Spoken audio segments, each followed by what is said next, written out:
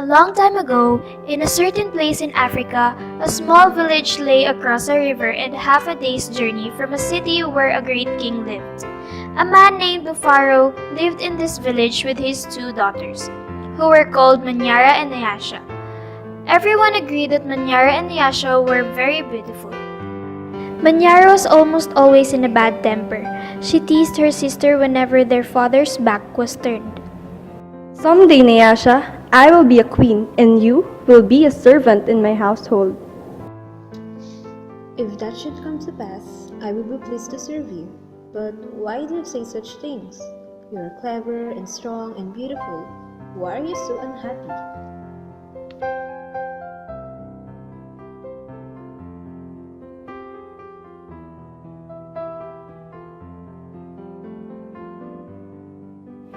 Nyasha was sad that Manyara felt this way, but she ignored her sister's words and went about her chores. Nyasha kept a small plot of land on which she grew millet, sunflowers, yams, and vegetables. She always sang as she worked, and some said it was her singing that made her crops more bountiful than anyone else.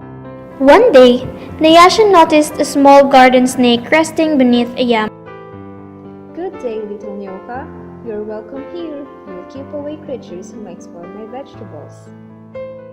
She bent forward, gave the little snake a loving pat on the head, and then returned to her work, her garden. It was said that she sang all the more sweetly when he was there.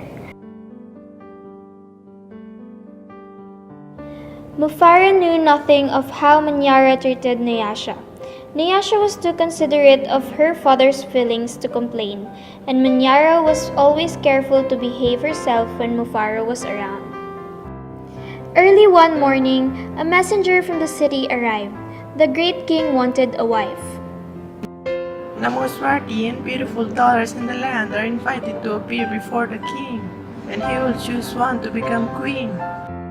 Mufaro called Manyara and Nyasha to him. It would be a great honor to have one of you chosen. Father, it would be painful for either of us to leave you, even to be wife to the king. I know Nyasha would grieve to death if she were parted from you. I am strong, so send me to the city and let poor Nyasha be happy here with you.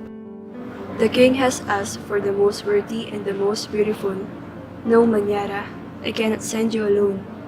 Only a king can choose between two such worthy daughters. Both of you must go. That night, when everyone was asleep, Manyara stole quietly out of the village.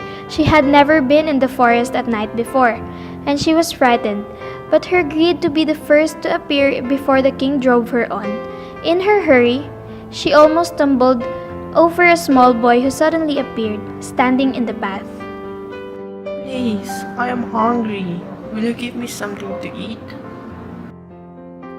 I have brought only enough for myself. But please, I am so very hungry. After traveling for what seemed to be a great distance, Manyara came to a small clearing. There, silhouetted against the moonlight, was an old woman seated on a large stone. Who will give me some advice, Manyara? Soon after you pass the place where two paths cross, you will see a grove of trees. They will laugh at you. You must not laugh in return. Later, you will meet a man with his head under his arm. How do you know my name? How dare you advise your future queen? Stand aside, you ugly old woman. She rushed on her way without looking back. Just as the old woman had foretold, Manyara came to a grove of trees, and they did indeed seem to be laughing at her.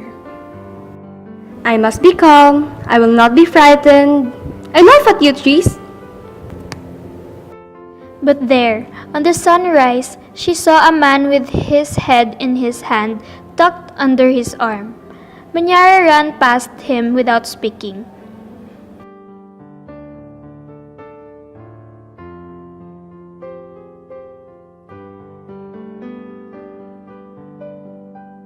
She hurried on towards the city. Nyasha woke at the first light of dawn.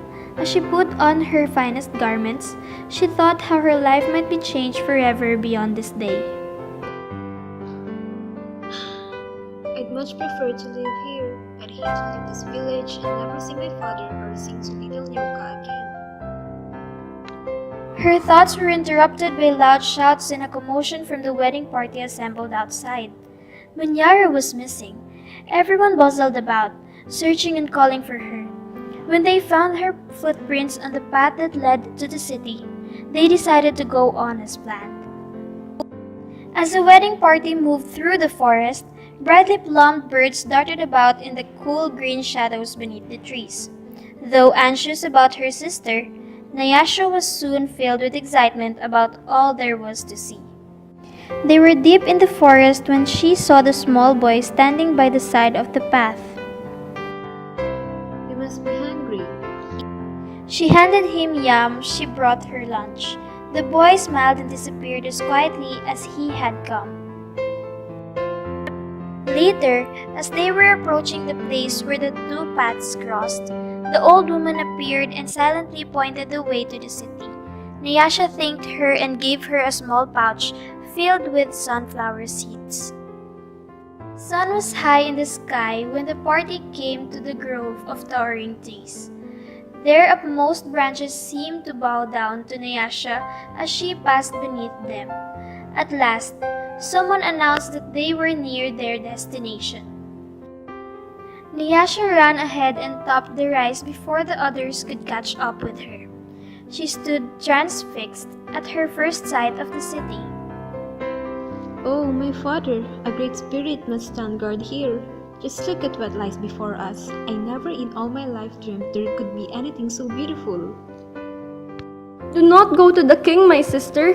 Oh, please, father, do not let her go.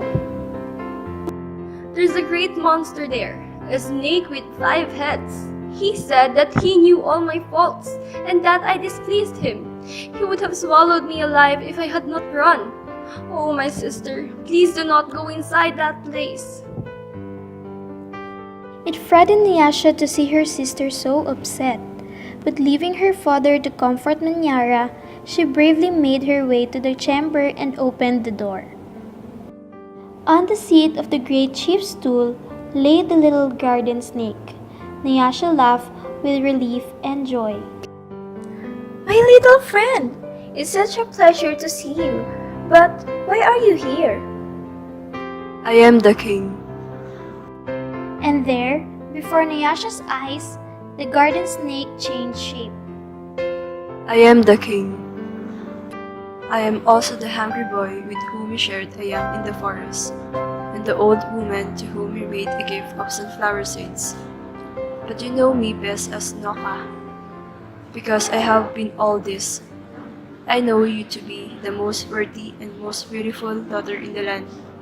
It would make me very happy if you would be my wife. And so it was that, a long time ago, Nyasha agreed to be married. The king's mother and sisters took Nyasha to their house and the wedding preparations began. The best weavers in the land laid out their finest cloth for her wedding garments. Villagers from all around were invited to the celebration, and a great feast was held. Nyasha prepared the bread for the wedding feast from millet that had been brought from her village.